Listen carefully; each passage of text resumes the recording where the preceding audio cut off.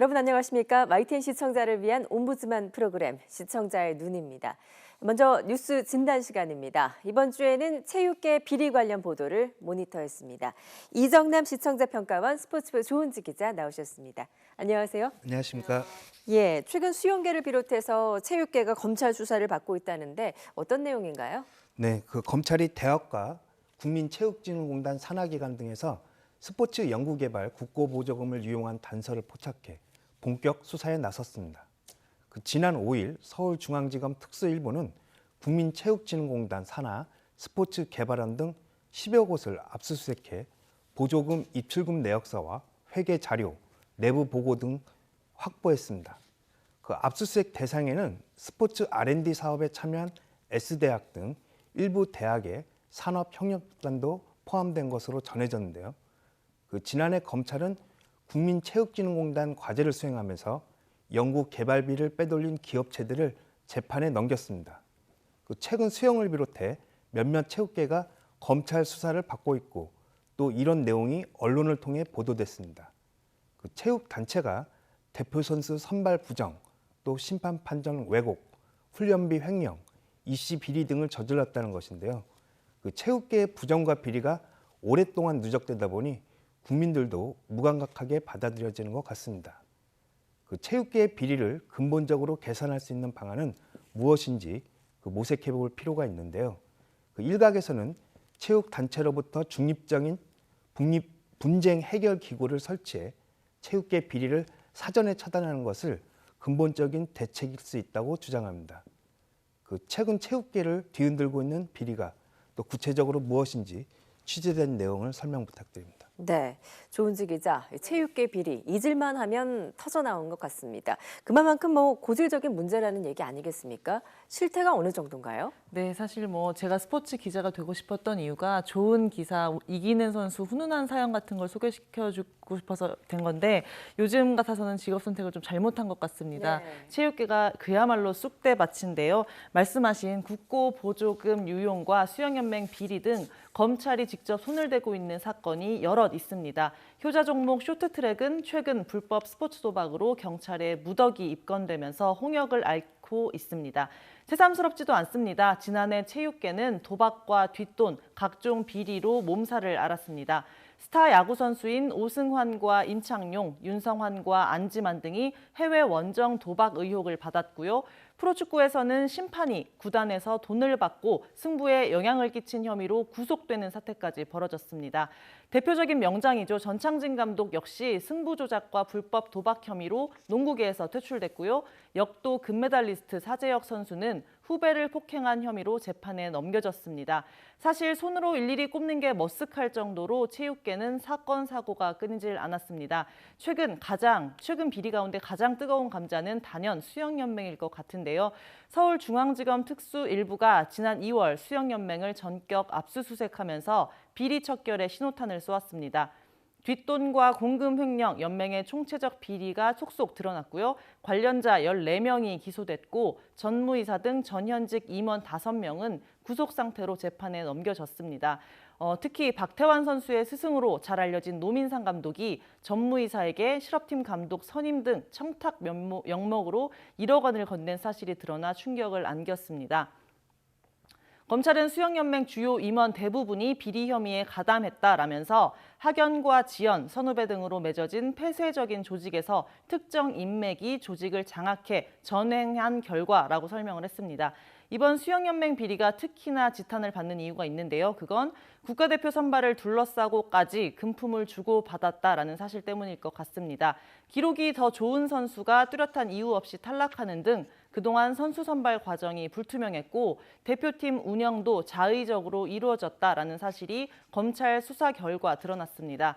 땀의 가치를 인정받고 정정당당하게 승부해야 할 스포츠의 세계에서 전혀 상상할 수 없는 일입니다. 연맹 고위 간부들이 조직을 10년 넘게 장악하면서 전횡을 일삼은 탓에 선수들 훈련 환경은 더 열악해졌다고 합니다. 이른바 조직 사유화인데요. 수사를 맡은 검찰은 연맹 내부의 통제 및 감사 기능은 역할을 제대로 하지 못했고 각종 훈련비나 선수 급여, 지원금 등을 출연하는 지방자치단체의 감독 장치 역시 제대로 작동하지 못했다라고 지적을 했습니다. 이 밖에도 수영 경기용 기구 납품이나 수영장 시설 인증 등의 문제로 업계로부터 2, 3천만 원씩 금품을 챙긴 연맹 간부들이 줄줄이 법정에 설 예정입니다. 참 씁쓸한 일이죠. 네, 정말 씁쓸합니다. 물이 고여 있으면 썩는다라는 말이 있는데 체육계도 좀 그런 것 같습니다. 이렇게 특정 간부들의 조직 사유와 정말 심각한데요. 정부 대책은 없는지도 궁금합니다. 네, 그 정부는 비정상의 정상화를 기치로 그 체육계의 문제를 개선하려고 시도했습니다. 그 2014년 3월 스포츠 4대학 신고센터를 설치해 그해 12월까지 269건의 신고를 받았습니다. 스포츠 4대학은 2014년 문화체육관광부가 체육계의 지속 가능한 개혁을 목표로 스포츠계의 4대 악습, 즉 승부조작, 편파 판정, 폭력, 성폭력, 입시 비리, 조직 사유화를 말하는데요. 그 보도에 따르면 최근에 문제가 된 수영계의 비리는 특별감사나 신고센터에서 접수가 되지 않은 사건이었습니다. 그 체육계의 비리는 구조적으로 발생할 수밖에 없는 한계가 있는 것인지 또 지속적으로 사건화되고 있는데요. 검찰의 수사만으로는 한계가 있어 보입니다. 그 체육계의 자정 노력과 정부의 대책은 무엇인지 궁금합니다. 그 또한 정부에서 추진하고 있던 대한체육회와 국민생활체육회가 통합이 되었는데요. 앞으로 남은 과제가 무엇인지 설명을 부탁드리겠습니다. 네, 조은지 기자, 체육계 비리의 대표적인 희생양이었던 선수가 다른 나라 선수를 귀회하는 경우가 과거에 종종 있었는데요. 네. 정부 차원에서 해결해야 할 과제가 만만치 않아 보입니다. 네, 사실 지금 말씀하신 내용들이 2014년 소치 동계올림픽 이후에 체육계가 한바탕 들끓었습니다. 러시아로 귀화한 쇼트트랙 빅토르 안현수 선수가 3관왕에 오르면서 불씨를 댕겼는데요. 이렇게 훌륭한 선수가 왜 귀화를 했는지 그 선택에 의아해하는 사람이 많았고요. 마침 우리 남자 선수들이 노메달로 부진하면서 안현수 선수는 신드롬이라 불릴 만큼 우리 사회에 큰 반향을 일으켰습니다. 박근혜 대통령도 안현수의 귀화가 체육계 난맥상 때문이 아닌지 분명히 짚어야 한다라고 말을 하면서 체육개혁이 본격적으로 닻을 올렸습니다. 그래서 생긴 게 스포츠 4대학 신고센터입니다. 체육계의 4대 악습, 그러니까 승부조작과 입시비리, 폭력, 성폭력, 조직 사유화를 뿌리뽑기 위해 2014년 3월 발족했는데요. 비정상의 정상화를 기치로 스포츠 비리 근절을 선언했습니다. 초반에는 문화체육관광부가 진두지휘했는데 수사권이 없어서 혐의를 입증하는 데 난항을 겪었고요. 결국 2달 뒤인 2014년 5월부터는 수사권이 있는 검찰, 경찰과 손을 잡고 검경 합동수사반으로 공식 활동에 들어갔습니다. 그동안 관행이라는 명목으로 행해졌던 각종 부조리에 철퇴를 가하고 학연과 지연으로 똘똘 뭉친 이른바 체피아를 걸러내는 작업에 돌입을 했던 건데요. 체육계를 범죄의 온상처럼 옭아맨다라는 볼멘 소리가 끊이질 않았고요.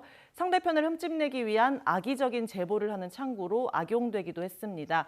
말도 많고 탈도 많았던 4대학 신고센터는 압축적으로 활동을 마치고 현재는 전국 16개 지방경찰청 산하의 체육비리전담 수사반에서 활동을 하고 있습니다.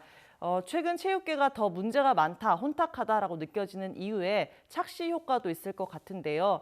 그동안 수면 아래 있던 이런 문제들이 고강도 체육 개혁과 맞물려 동시다발적으로 공개가 됐고 스포츠인들의 인식 변화도 더불어 불러왔습니다. 앞서 제가 체피아 거론했는데 체육계는 확실히 다른 분야보다 좀 끈끈한 면이 있는 게 사실입니다. 합숙 생활을 오래 하면서 오랜 시간 동안 함께 시간을 보냈고요. 긴장감 높은 경기도 함께 하고 힘든 훈련도 하면서 밀도 높은 유대감을 쌓습니다. 이렇게 똘똘 뭉친 사람들이 지도자가 되면 조금만 비뚤어진 생각을 하면 그게 승부 조작도 입시 비리로 이어질 수 있습니다. 의리로 뭉친 관계 또 거부할 수 없는 선후배 관계가 경기 성적이나 상급 학교 진학까지 연결될 가능성이 매우 높은 구조입니다. 이런 관계가 지도자와 지도자가 아닌 지도자와 심판으로 만난다면 그게 편파 판정으로 이어질 가능성이 있습니다. 체육 비리 중에 또 많은 게 횡령인데요. 경기단체 관계자 중에 마음 먹고 털면 먼지 안 나는 종목 없다라는 말까지 나올 정도로 돈 관리, 특히 영수증 관리가 힘들다는 푸념이 많이 나옵니다. 선수들 훈련 지원비와 수당, 식사비 등 목돈을 만질 일이 굉장히 많은데 재무 전문가가 아닌 감독이나 코치가 돈을 직접 관리하는 경우가 많습니다. 최근 각종 종목에서 횡령이 불거지면서 예산을 주는 정부는 선수들 식사 메뉴까지 영수증 옆에 적으라라고 얘기를 했다고 해요. 어떤 경기단체를 가보니까 국제대회에서 선수들이 먹은 메뉴를 일일이 번역해서 적고 있는 그런 웃지 못할 상황도 있었습니다. 제가 직접 봤는데요. 예. 물론 마음 먹고 선수들 훈련비를 착복하고 각종 수당을 가로채는 그런 비정상적인 상황도 많습니다. 결과적으로 말을 하면 정의나 의리로 죄책감 없이 승부 조작 또 입시 비리를 하는 경우가 많고 또 이들을 일벌백계 하지 않고 품는 비뚤어진 온정주의 또 여기에 미숙한 아마추어 행정 등이 겹치면서 이런 비리 악순환이 반복되는 것 같습니다. 엘리트 스포츠와 생활체육을 총괄하는 통합 대한체육회가 생긴 만큼 무엇보다 체육계의 근본적인 인식 변화를 이끄는 데 힘을 쏟아야 할 것 같습니다. 네, 아무리 뭐 정의나 의리로 똘똘 뭉쳐야 시너지가 나는 체육계라지만 이렇게 잘못된 온정주의, 공멸하는 길이라는 것 잊지 말아야겠습니다. 지금까지 이정남 시청자평가원 스포츠부 조은지 기자였습니다. 잘 들었습니다.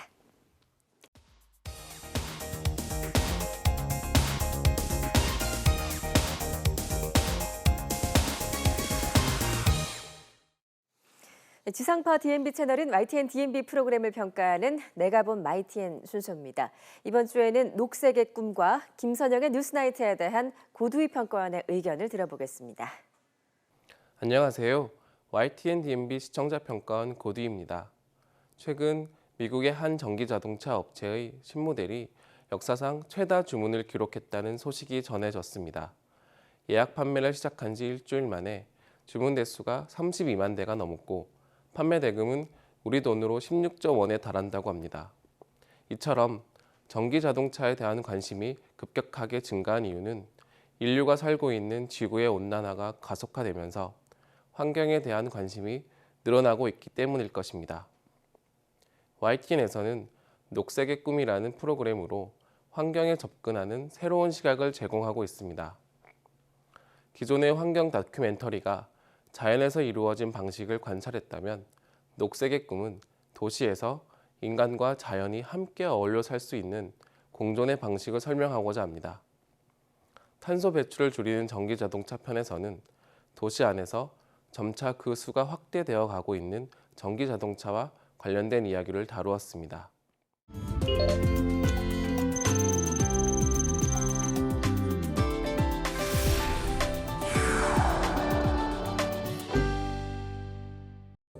우리나라는 온대기후 지역에서 점점 열대기후 지역으로 변하고 있다. 이러한 기후변화의 원인은 바로 이산화탄소, 자동차의 매연 때문이다. 이로 인해 배출가스가 없는 자동차에 대한 관심이 커지게 되었고 세계 각국은 전기 자동차의 활성화를 위한 노력을 계속하고 있다. 전기 자동차의 질주가 멈추지 않기 위해 우리에게 남은 과제는 과연 무엇일까? 서울 시내의 중요한 교통수단인 택시와 버스에도 전기자동차가 운영되고 있으며 승용차 6종류, 화물차 1종류, 버스 2종류 등 다양한 형태의 전기자동차가 약 5,700여 대가 보급되고 있는데요. 이 사실은 아직 전기자동차에 대한 정보가 부족한 시청자로 하여금 우리 일상생활 주위에서 전기자동차를 쉽게 찾아볼 수 있을 정도로 가까워졌다는 것을 알게 해주었습니다. 그뿐만 아니라 전기자동차의 역사가 약 150년 전 엔진을 쓰는 내연기관차보다 먼저 발명되었다는 사실은 일반적인 상식의 전환을 가져올 수 있었습니다.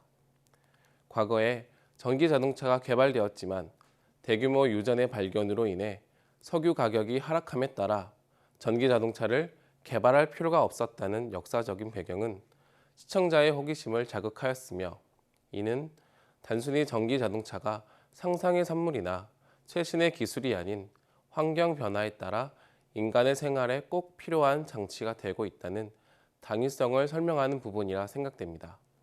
또한 지구상의 화석연료 자원이 점차 감소하면서 고유가 시대가 도래되었는데요. 이에 경제적 부담을 완화하려는 방안으로 전기자동차에 대한 관심이 높아지고 있다는 것도 일상에서의 환경 정보를 전달하는 프로그램의 성격을 잘 반영하고 있습니다. 하지만 시각적으로 시청자들에게 정보를 전달하는 부분은 다소 부족해 아쉬움이 남았습니다.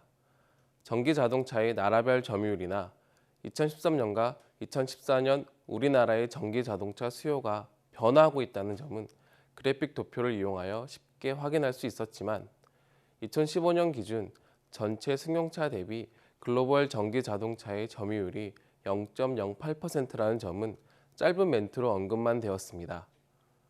전기 자동차에 대한 관심이 점차 높아지는 상황이긴 하지만 여전히 전기 자동차에 대한 실제 이용이 저조한 현실에 비해 다소 긍정적인 내용만 전달하고 있다는 생각이 들었습니다. 이와 같은 현황에 대한 정보 전달에 있어 인포그래픽 등을 이용해 명확하게 전달하여 시청자들이 더 객관적으로 정보를 판단할 수 있도록 방송 프로그램을 제작해야 할 것으로 생각됩니다.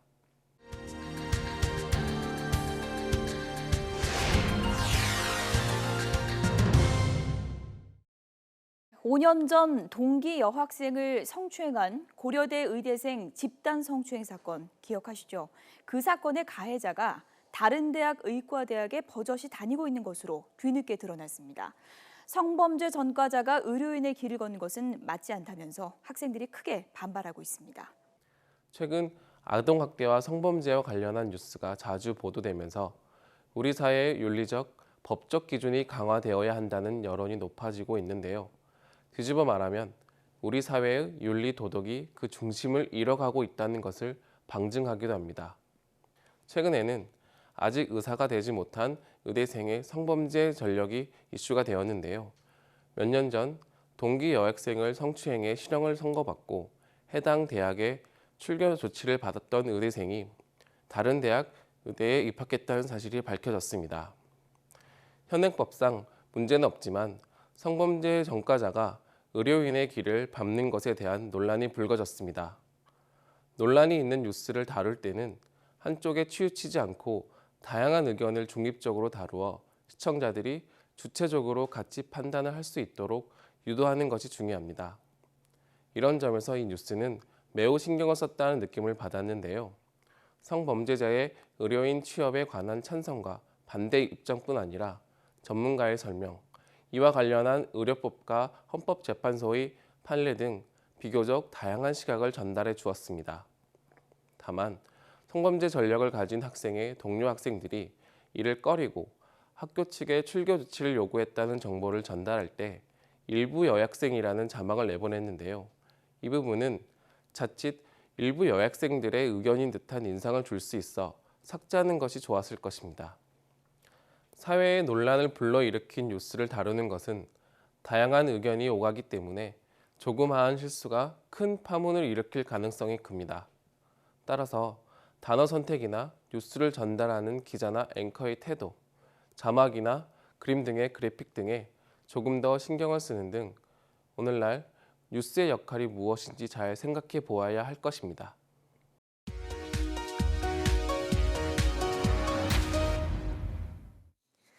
이번 순서는 시청자들의 지적사항을 정리한 모니터 보고 시간입니다. YTN 뉴스를 시청하다 보면 한 단어가 두 아이템에서 각각 다르게 표현되거나 동일 프로그램에서 각기 다른 자막으로 종종 표기가 되는데요. 시청자들은 좀 더 세심한 주의를 요구했습니다. 지난 10일 북한 정찰총국 대좌의 망명 관련 2개의 기사를 다루는 과정에서 대좌의 우리 군 상응 계급이 각기 달라 시청자들에게 혼동을 줄 소지가 다분했습니다. 북한 정찰총국 출신 인민군 대좌 탈북해 망명이라는 기사에서는 대좌는 우리 군 대령에 해당하는 직위라고 한 반면 엘리트들의 탈북 외라는 기사에서는 우리 군에 비유하면 별 2개 소장급에 해당한다고 소개했습니다.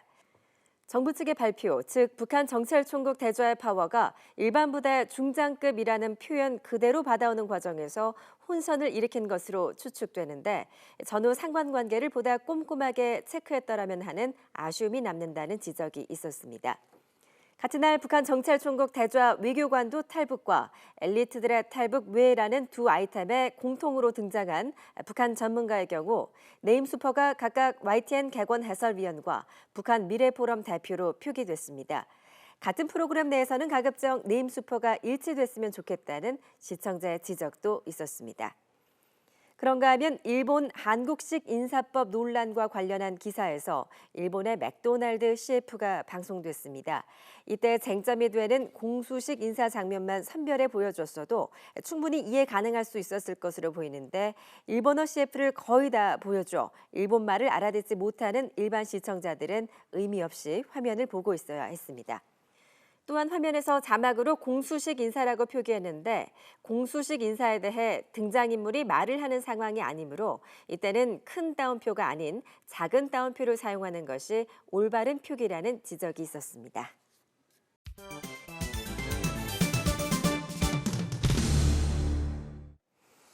언론 전문가로부터 우리 언론의 문제점과 발전 방향 등을 들어보는 매체 비평 시간입니다.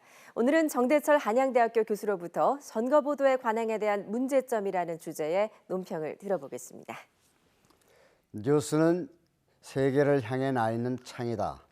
게이 터크만이 메이킹 뉴스라는 책 첫 줄에 쓴 문장입니다.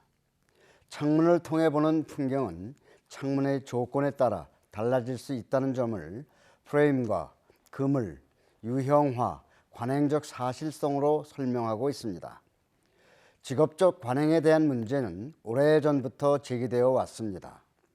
관행은 전문적이라는 뜻도 되지만 공식이나 타성처럼 자리를 잡고 있는 보도에 문제가 되기도 했습니다.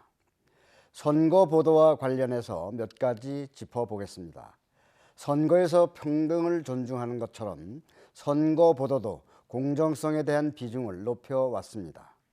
언론사는 물론 언론 단체에서도 공정보도에 대한 기준이나 준칙을 만들어 문제를 줄이려는 노력을 했습니다. 그래도 관행 구조에 대한 문제는 여전히 과제가 될 수밖에 없습니다. 국회의원이 지역의 대표인지 정당의 구성원인지가 의문이지만 정당 위주로 보도되는 것에 대한 이해의 문제입니다. 중앙정치나 대선 구도로 비추어지는 보도에 대해서 그 의도를 해석하기 어렵다는 지적입니다. 현재적 기준보다는 미래적 기준에 촉각을 세우는 것은 관심의 대상이 될 수는 있지만 당장의 문제를 희석시키는 역효과도 있습니다. 앞서가는 속성에 대한 비난도 만만치 않습니다. 과장성이나 허구성으로 이어질 개연성이 높기 때문입니다. 전국적 관점에서만 관심 지역을 선정하는 기준보다는 지역적 기준도 병행하는 형평성도 중요합니다. 공천 과정에 주요 이슈가 있었지만 후보뿐만 아니라 지역에서도 형평성을 갖추는 것은 지역의 유권자가 곧 시청자가 되기 때문입니다.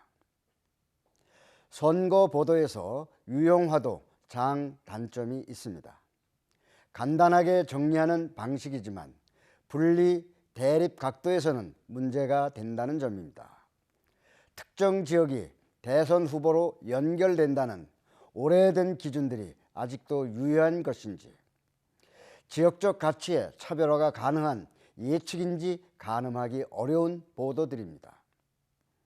지역적 편차에 대한 해석 기준이 다른 각도에서 조명되는 보도도 기대하게 됩니다. 선거구역 조정에 따른 문제가 있었던 지역에 어떤 문제가 있는지에 대한 분석도 필요하다고 봅니다.